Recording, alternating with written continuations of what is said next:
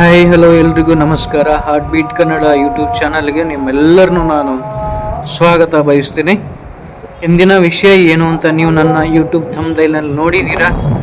So video ಕೊನೆವರೆಗೂ ನೋಡಿ, ಯಾಕಂದರೆ ಪ್ರತಿಯೊಬ್ಬರು ಯಾವುದೇ ಒಬ್ಬ ದೊಡ್ಡ ವ್ಯಕ್ತಿ ಜೊತೆ ಒಡನಾಟ ಬೆಳೆಸ್ಕೊಂಡ್ರೆ ಅವರ ಜೀವನದಲ್ಲಿ ಒಂದು ದೊಡ್ಡ ಅನುಭವನೇ ಆಗುತ್ತೆ, ಒಂದು ದೊಡ್ಡ ಕುತೂಹಲನೇ ಇರುತ್ತೆ. ಅಂಥ ಕುತೂಹಲ ನನ್ನಲ್ಲಿ ಇತ್ತು. ಯಾಕಂದರೆ ನಾನು ಕೆ ಶಿವರಾಮ್ IAS ಅವರ ಜೊತೆ ಒಂದೆರಡು ಸರಿ ಅವರ ಮನೆಗೆ ಭೇಟಿ ಕೊಟ್ಟಾಗ ಅವರ ಜೊತೆ ಒಡನಾಟ ಹೇಗಿತ್ತು ಅನ್ನೋದನ್ನು ನಾನು ನಿಮ್ಮ ಜೊತೆ ವಿವರಿಸ್ತೇನೆ. ಇವತ್ತು ಅವರು ನಮ್ಮನ್ನು ಅಗಲಿದ್ದಾರೆ, ಬಟ್ ಇತಿಹಾಸ ಪಟದಲ್ಲಿ ಅವರು ಶಾಶ್ವತ. ಸೊ ಅವರ ಜೊತೆ ನನ್ನ ಒಡನಾಟ ಹೇಗಿತ್ತು ಅನ್ನೋಕ್ಕೆ ಮುಂಚೆ ಅವರ ಜೀವನಗಾದೆ ಹೇಗಿತ್ತು ಅನ್ನೋದನ್ನು ನೀವು ತಿಳ್ಕೊಳ್ಳೇಬೇಕು. ಯಾಕಂದರೆ ತುಂಬ ಬಡತನದಲ್ಲಿ, ತುಂಬ ಕಷ್ಟದಲ್ಲಿ ವಿದ್ಯೆಯನ್ನು ಪಡೆದವರು ಕೆ ಶಿವರಾಮ್ ಸರ್. ಅವರು ಸ್ಕೂಲಿಗೆಲ್ಲ ಹೋಗಬೇಕಾದ್ರೆ ಕಾಲಲ್ಲಿ ಚಪ್ಪಲಿ ಹಾಕೊಳ್ಳೋಕ್ಕೆ ಇರ್ತಿರ್ಲಿಲ್ವಂತೆ, ಅಷ್ಟು ಬಡತನ. ಇಂಥ ಬಡತನದಲ್ಲಿ ಅವರು ಪ್ರೈಮರಿ ಸ್ಕೂಲಲ್ಲಿ ಓದ್ತಿದ್ರು, ಆಮೇಲೆ ಹೈಸ್ಕೂಲೆಲ್ಲ ಬೆಂಗಳೂರಲ್ಲಿ ಮುಗಿಸಿದ್ರು. ಸೊ ಅಂಥ ವ್ಯಕ್ತಿ ಕೊನೆಗೆ UPSC ಕನ್ನಡದಲ್ಲಿ ಬರೆದು IAS ಪಾಸ್ ಆದಂಥ ವ್ಯಕ್ತಿ, ಸದಾ ಬಡವರ ಬಗ್ಗೆನೇ ಕಾಳಜಿ ವಹಿಸಿರ್ತಕ್ಕಂಥ ವ್ಯಕ್ತಿ, IAS ಪಾಸಾಗಿ DC ಆಗಿ ಕರ್ನಾಟಕದಲ್ಲಿ ತುಂಬ ಜಿಲ್ಲೆಗಳಲ್ಲಿ ತಾವು ಏನು ಕಾರ್ಯನಿರ್ವಹಿಸಿದಂಥ ವ್ಯಕ್ತಿ. ಅಂಥ ಒಬ್ಬ ಮಹಾನ್ ವ್ಯಕ್ತಿ ನಾನು VIP ಅಂತ ಎಲ್ಲೂ ಹೇಳ್ಕೊಳ್ಳಿಲ್ಲ. ಯಾಕಂದರೆ ಅವರು ಬೆಳೆದಿದ್ದು ಬಡತನದಲ್ಲಿ.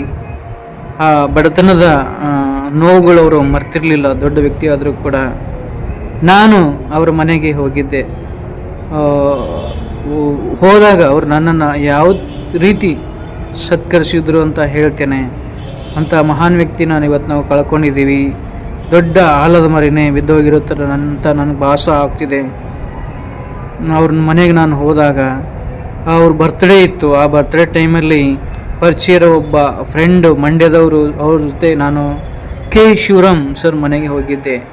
ಸೊ ಅವರು ನಮ್ಮ ಫ್ರೆಂಡು ಅವರು ಪರಿಚಯ ಮಾಡಿಕೊಟ್ರು. ಇವರು ಕಲಬುರಗಿನಿಂದ ಬಂದಿದ್ದಾರೆ, ಭೀಮಾಶಂಕರ್ ಅಂತ ಹೇಳಿಬಿಟ್ಟು ಅಂತ. ಅವರು ನನಗೆ ಯಾಕಪ್ಪ ಅಷ್ಟು ದೂರಿಂದ ಬರೋಕ್ಕೆ ಹೋಗಿದೆಯಾ ಅಂತ ಹೇಳಿದರು. ಇಲ್ಲ ಸರ್, ನಾನು ಮಹಾನ್ ವ್ಯಕ್ತಿ, ಮಹಾನ್ ನಾಯಕ ಡಾಕ್ಟರ್ ಬಾಬಾ ಸಾಹೇಬ್ ಅಂಬೇಡ್ಕರ್ ಅವ್ರ ಬಗ್ಗೆ ತಿಳ್ಕೊಂಡಿದ್ದೆ, ಓದಿದ್ದೆ. ಅವ್ರ ಕಷ್ಟ ಏನು ಅಂತ ನಾನು ಓದಿನಲ್ಲೇ ತಿಳ್ಕೊಂಡೆ. ಮಹಾನ್ ವ್ಯಕ್ತಿಯಾಗಿ ಅವರು ಈಗ ಇತಿಹಾಸ ಪಟದಲ್ಲಿ ಇದ್ದಾರೆ. ಸೊ ಅದೇ ಥರನಾಗಿ ಈಗ ನೀವು ಕಣ್ಮುಂದೆ ಇರೋರು ಕೂಡ ಬಡತನದಲ್ಲಿ ಓದಿದ್ದೀರಾ, ಆಮೇಲೆ IAS ಪಾಸ್ ಕನ್ನಡದಲ್ಲಿ ಆಗಿದ್ದೀರಾ. ನಿಮ್ಮ ಕನ್ನಡ ಪ್ರೀತಿ ನನಗೆ ತುಂಬ ಇಷ್ಟ ಆಯಿತು. ಬಡತನದಲ್ಲಿ ಬೆಳೆದು ನೀವು DC ಆಗಿದ್ರಿ, ಆಮೇಲೆ ಏನೋ ಸಮಾಜ ಕಲ್ಯಾಣ ಇಲಾಖೆಯಲ್ಲಿ ಆಯುಕ್ತರಾಗಿದ್ರಿ.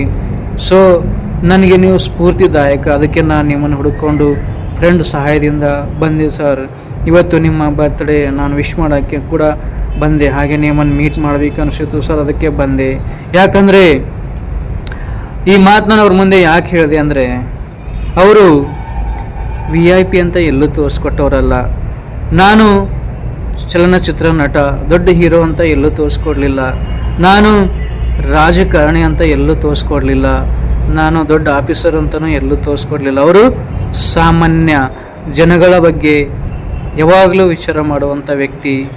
ಸೊ ಹಾಗಾಗಿ ನಮ್ಮಂಥ ಸಾಮಾನ್ಯರವ್ರ ಮನೆಗೆ ಹೋದಾಗ ಕೂಡ ಅಲ್ಲಿ ಎಲ್ರಿಗೂ ಒಂದು ಸೀಟು, VIP ಅಂತ ಬೇರೆ ಇಲ್ಲ, ಸಾಮಾನ್ಯ ಜನಗಳಂತ ಬೇರೆ ಇಲ್ಲ. ನಾವು ಹೋದಾಗ ಎಲ್ಲ ಜನ ಒಂದೇ ಥರದ ಊಟ, ಕೂತ್ಕೊಳ್ಳೋ ಚೇರ್ಗಳು ಒಂದೇ ಥರನಾಗಿದ್ದವು. ಯಾಕಂದರೆ ಅಲ್ಲಿ VIP ಬೇರೆ, ಸಾಮಾನ್ಯರು ಬೇರೆ ಅಂತ ಅವರು ಭಾವಿಸಿರಲಿಲ್ಲ. ನಮ್ಮನ್ನು ಬೆಂತಟ್ಟಿ ಮಾತಾಡ್ಸಿದ್ರು. ಹಾಗೆ ನಾನು ಮಾತಾಡ್ತಾ ಹೋದೆ ಕೆ ಶಿವರಾಮ್ ಸರ್ ಜೊತೆ. ಏನಪ್ಪ ಮಾಡ್ಕೊಂಡಿದ್ದೀಯಾ ಅಂದರು. ಇಲ್ಲ ಸರ್, ನಾನು ಸ್ಟಡಿ ಆಗಿದೆ ಸರ್, ಜಾಬ್ಗೋಸ್ಕರ ಓಡಾಡ್ತಿದ್ದೀನಿ, ನಮಗೆ ಯಾರಿಲ್ಲ ಗಾಡ್ ಫಾದರ್ ಸರ್ ಅಂತ ಹೇಳಿದೆ. ಅದಕ್ಕೆ ಕೆ ಶಿವರಾಮ್ ಸರ್ ಹೇಳಿದರು ಬೆಂತಟ್ಟಿ, ಗಾಡ್ಸ್ ಫಾದರ್ ಯಾಕೆ ಬೇಕು? ಛಲ ಇರಬೇಕು, ಓದ್ತೀನಿ ನಾನು, ಛಲ ಇರಬೇಕು, ನಾನು ಕೆಲಸ ಮಾಡ್ತೀನಿ, ಛಲ ಇರಬೇಕು, ನಾನು ಬದುಕ್ತೀನಿ ಅಂತ ಹೇಳ್ಬಿಟ್ಟು. ನಾನು ಚಿಕ್ಕವನಿದ್ದಾಗ ನನಗೆ ಯಾರಪ್ಪ ಗಾಡ್ ಫಾದರ್ ಇರೋದು ಯಾರೂ ಇರಲಿಲ್ಲ. ನೀನು ಕೂಡ ಗಾಡ್ ಫಾದರ್ ಅಂತ ನಂಬ್ಕೊಂಡು ಬದುಕಬೇಡ. ನಿನ್ನಲ್ಲಿ ವಿದ್ಯೆ ಮುಗಿಸಿದೀಯಾ ಅಂತೀಯ, ಛಲ ಇಟ್ಕೊಂಡು ನೀನು ಕೆಲಸಕ್ಕೆ ಹುಡುಕು, ಓದು, ಎಕ್ಸಾಮ್ ಎಲ್ಲ ಬರೀ, ಕೆಲಸ ಹುಡುಕಾಡು, ಸಿಗುತ್ತೆ ಅಂತ ಹೇಳ್ಬಿಟ್ಟು ನನಗೆ ಬೆಂತಟ್ಟಿದ್ರು. ಸೊ ಅಂಥ ಮಹಾನ್ ವ್ಯಕ್ತಿ, ಯಾವಾಗಲೂ ಬಡವರ ಬಗ್ಗೆ ವಿಚಾರ ಮಾಡುವಂಥ ವ್ಯಕ್ತಿ, ನಾನು ದೊಡ್ಡ ವ್ಯಕ್ತಿ ಅಂತ ಭಾವಿಸದಿರುವಂಥ ವ್ಯಕ್ತಿ, ನಾನು ಫಿಲಮ್ ಹೀರೋ, ನಾನು ರಾಜಕಾರಣಿ, ನಾನು ದೊಡ್ಡ ಆಫೀಸರ್ ಅಂತ ಯಾವಾಗಲೂ ವಿಚಾರ ಮಾಡದೇ ಇರತಕ್ಕಂಥ ವ್ಯಕ್ತಿ ಇವತ್ತು ನಮ್ಮ ಕಣ್ಮುಂದೆ ಇಲ್ಲ. ಇಂಥ ದೊಡ್ಡ ವ್ಯಕ್ತಿ ಜೊತೆ ಅಂಥ ಬೆಂಗಳೂರಂಥ ದೊಡ್ಡ ಸಿಟಿಯಲ್ಲಿ ನನಗೆ ಆತ್ಮೀಯವಾಗಿ ಅವರ ಅರಮನೆಯಲ್ಲಿ ವೆಲ್ಕಮ್ ಮಾಡ್ಕೊಳ್ದಂಥ ಕೆ ಶಿವರಾಮ್ ಸರ್ ಇವತ್ತು ನಮ್ಮ ಜೊತೆ ಇಲ್ಲ. ಯಾವಾಗಾದರೂ ನಾವು ಅವ್ರ ಮನೆ ಹತ್ರ ಹೋದಾಗ ನಮ್ಮನ್ನಲ್ಲಿ ಯಾರು ತಾನೇ ವೆಲ್ಕಮ್ ಮಾಡ್ಕೋತಾರೆ? ಆ ಥರ ಸಾಧ್ಯನೇ ಇಲ್ಲ. ಯಾಕಂದರೆ ಅವರು VIP ಅನ್ನೋ ಒಂದು ಪದ ತೆಗೆದು ಹಾಕಿದವರು. ಯಾರೇ ಬರಲಿ ಅವ್ರ ಮನೆ ಕಡೆ ವೆಲ್ಕಮ್ ಮಾಡ್ಕೊಳ್ತಿದ್ರು, ಎಲ್ಲರನ್ನ ಒಂದೇ ದೃಷ್ಟಿಯಲ್ಲಿ ನೋಡ್ತಿದ್ರು. ಸದಾ ಬಡವರ ಬಗ್ಗೆ ಕಾಳಜಿ ತೋರುವಂಥ ವ್ಯಕ್ತಿ ಕೆ ಶಿವರಾಮ್ ಅವರು. ನನಗೆ ಬೆನ್ನು ತಟ್ಟಿರ್ತಕ್ಕಂಥ ವ್ಯಕ್ತಿ ಇವತ್ತು ನಮ್ಮ ಜೊತೆ ಇಲ್ಲ. ಕನ್ನಡದಲ್ಲಿ IAS ಪಾಸ್ ಆಗಿರ್ತಕ್ಕಂಥ ವ್ಯಕ್ತಿ ಅವರೊಬ್ಬರೇ ಮುಂದೇನೂ ಇತಿಹಾಸದಲ್ಲಿ ಅವರೊಬ್ಬರೇ ಆಗಿರ್ತಾರೆ ಅಂತ ನನಗನ್ನಿಸುತ್ತೆ.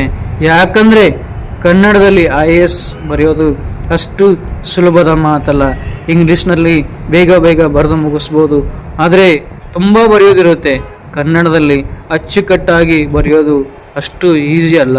ಅದೇ 80ರ ದಶಕದಲ್ಲಿ ಅವರು ಕನ್ನಡದಲ್ಲಿ IAS ಬರೆದು ಪಾಸ್ ಆದರು ಅಂದರೆ ಅದು ಸಾಮಾನ್ಯ ಅಲ್ಲ. ಅವರು ಇತಿಹಾಸ ಪುಟದಲ್ಲಿ ಅಜರಾಮರಾಗಿ ಇರ್ತಾರೆ. ಮುಂದೇನೋ IAS ಕನ್ನಡದಲ್ಲಿ ಯಾರು ಬರೆದು ಪಾಸ್ ಆಗ್ತಾರೋ ಇಲ್ವೋ ನನಗೆ ಗೊತ್ತಿಲ್ಲ. ಬಟ್ ಈ ಸೂರ್ಯ ಚಂದ್ರ ಇರೋವರೆಗೂ ಕೆ ಶಿವರಾಮ್ ಅನ್ನೋ ದಂತಕತೆ, ಆಲದ ಮರ ಅವರು ಇತಿಹಾಸ ಪುಟದಲ್ಲಿ ಒಬ್ಬೇ ಒಬ್ಬ ವ್ಯಕ್ತಿಯಾಗಿ ಇರ್ತಾರೆ ಅಂತ ನಾನು ಭಾವಿಸ್ತೀನಿ. ಕನ್ನಡದಲ್ಲಿ UPS IAS ಕನ್ನಡದಲ್ಲಿ ಮೊದಲ ಬಾರಿಗೆ ಪಾಸ್ ಆದವರು ಯಾರು, ಅಥವಾ ಕನ್ನಡದಲ್ಲಿಯೇ ಪಾಸ್ ಆಗಿರ್ತಕ್ಕಂಥ ಏಕೈಕ ವ್ಯಕ್ತಿ ಯಾರು ಅಂತ ಸೂರ್ಯಚಂದ್ರ ಇರೋವರೆಗೂ ಹುಡುಕ್ತಾ ಹೋದರೆ ಬಹುಶಃ ಕೆ ಶಿವರಾಮ್ ಸರ್ ಅವರೊಬ್ಬರೇ ಸಿಗ್ಬೋದೇನೋ ಅನಿಸುತ್ತೆ ನನಗೆ. ಅಂಥ ಮಹಾನ್ ವ್ಯಕ್ತಿನ ನಾವು ಇವತ್ತು ಕಳ್ಕೊಂಡಿದ್ದೀವಿ.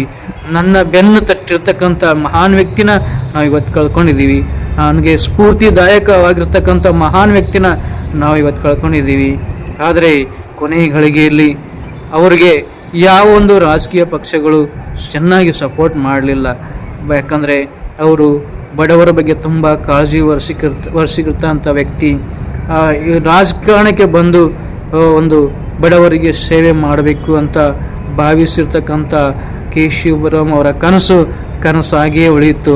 ಈ ಗ್ರಾಮ ವಾಸ್ತವ್ಯ ಅನ್ನೋ ಒಂದು ಪದ ಹುಟ್ಟು ಹಾಕಿದ್ದೇ ಕೆ ಶಿವರಾಮ್ ಸರ್ ಅನ್ನೋದು ಹೆಮ್ಮೆಯ ವಿಷಯ. ಯಾಕಂದರೆ ಅವರು DC ಆಗಿರ್ತ ಸಮಯದಲ್ಲಿ ಹಳ್ಳಿಗಳಿಗೆ ಹೋಗಿ ಬಡವರ ಕಷ್ಟಗಳನ್ನು ಅವರು ಕಣ್ಣಾರೆ ನೋಡಿ, ತುಂಬ ಬಡತನದಲ್ಲಿರೋರು, ಮನೆಯಲ್ಲಿರೋರಿಗೆ ಮನೆಯೆಲ್ಲ ಮಾಡಿಸ್ಕೊಟ್ಟವರು ಆ ಕಾಲದಲ್ಲಿ. ಸೊ ಅಂಥ ಮಹಾನ್ ವ್ಯಕ್ತಿ ಇವತ್ತು ನಮ್ಮ ಕಣ್ಮುಂದೆ ಇಲ್ಲ.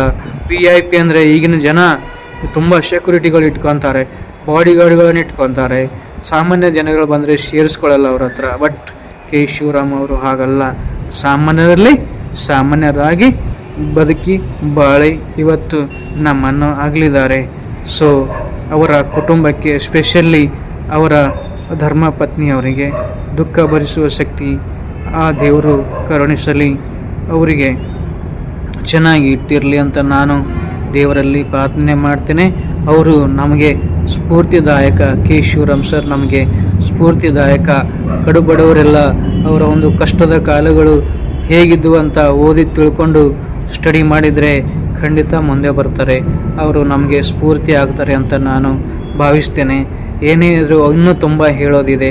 ಯಾಕಂದರೆ ನಾನು ಅವ್ರ ಜೊತೆ ಪ್ರತಿಯೊಂದು ಕ್ಷಣ ಕಾಡ್ತಿರ್ತಕ್ಕಂಥ ಕ್ಷಣ ಇಲ್ಲಿ ಹೇಳೋಕ್ಕಾಗಲ್ಲ. ಅಷ್ಟು ನಮಗೆ ಕೇರ್ ತಗೊಂಡಿರ್ತಕ್ಕಂಥ ವ್ಯಕ್ತಿ ಕೆ ಶಿವರಾಮ್ ಅವರು ಇವತ್ತು ನಮ್ಮ ಜೊತೆ ಇಲ್ಲ, ನಮ್ಮನ್ನು ಅಗಲಿದ್ದಾರೆ. ಅವರ ಆತ್ಮಕ್ಕೆ ಶಾಂತಿ ಸಿಗಲಿ ಅಂತ ಹೇಳಿಬಿಟ್ಟು ನಾನು ದೇವರಲ್ಲಿ ಪ್ರಾರ್ಥನೆ ಮಾಡ್ಕೊಳ್ತೇನೆ. ಎಲ್ರಿಗೂ ನಮಸ್ಕಾರ. ಎಲ್ಲರೂ ಚೆನ್ನಾಗಿರಿ.